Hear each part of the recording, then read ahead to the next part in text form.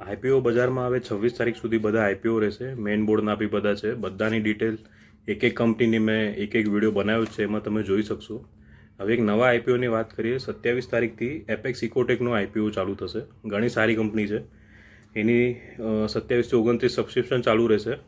Price band 71 થી 73 છે અને 1600 શેર છે એક લોટમાં. એટલે આપણા જેવા રિટેલ ઇન્વેસ્ટરને કમસે કમ 1,16,800 રૂપિયા જોઈશે. અને આઈપીઓની સાઇઝ 25.54 કરોડ છે. આખું ફ્રેશ ઇસ્યુ જ છે, કાંઈ ઓફર ફોર સેલની મગજમારી નથી. આ કંપની છે ને water treatment, waste water treatment અને રિસાયકલિંગનું બધા સોલ્યુશન પ્રોવાઈડ કરે છે. એટલે સર્વિસની જો ડિટેલમાં વાત કરીએ તો આ ઇન્ડસ્ટ્રીયલ પ્રોસેસ માટે જે રો વોટર ટ્રીટમેન્ટ પ્લાન્ટ હોય એ બનાવે છે. પછી બધા પર્યાવરણ સંબંધિત નિયમો પાડવા પડે એ પ્રમાણે આ ઇન્ડસ્ટ્રીએ બધું જે ગોઠવવું પડે, સીવેજ ટ્રીટમેન્ટ પ્લાન્ટ ને બધું એ બધાની કંપની પ્રોવાઈડ કરે છે. થર્મલ અને વેપોર કમ્પ્રેશન છે. પછી ઝીરો લિક્વિડ ડિસ્ચાર્જ સિસ્ટમ માટે જે ક્રિસ્ટલાઇઝર્સ કહેવાય એ બી કંપની પ્રોવાઈડ કરે છે.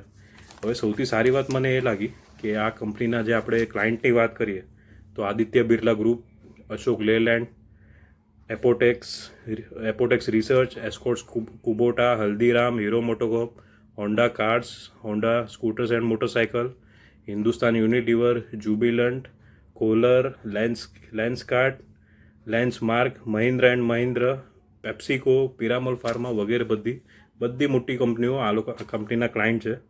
પ્રોફિટ ગ્રોથ પણ ઓલમોસ્ટ ડબલ છે. 22-23માં કંપનીનો પ્રોફિટ હતો 3.52 કરોડ, 23-24માં સીધો થઈ ગયો 6.63 કરોડ. એટલે ઓવરઓલ ફંડામેન્ટલ સારા છે.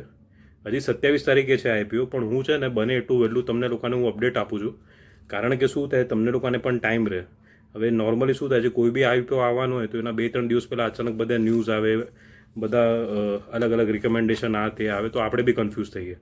હવે આ 27 તારીખે છે એટલે 26 તારીખ સુધીમાં બધા ઓલા આઈપીઓ ઓલમોસ્ટ પતી જશે. હવે જે ખુલવાના છે એ બધા, એટલે જેને રિફંડ મળવાનું છે રિફંડ મળી જશે, જેને લિસ્ટિંગ ગેઇન કરીને નીકળવું એ નીકળી શકશે.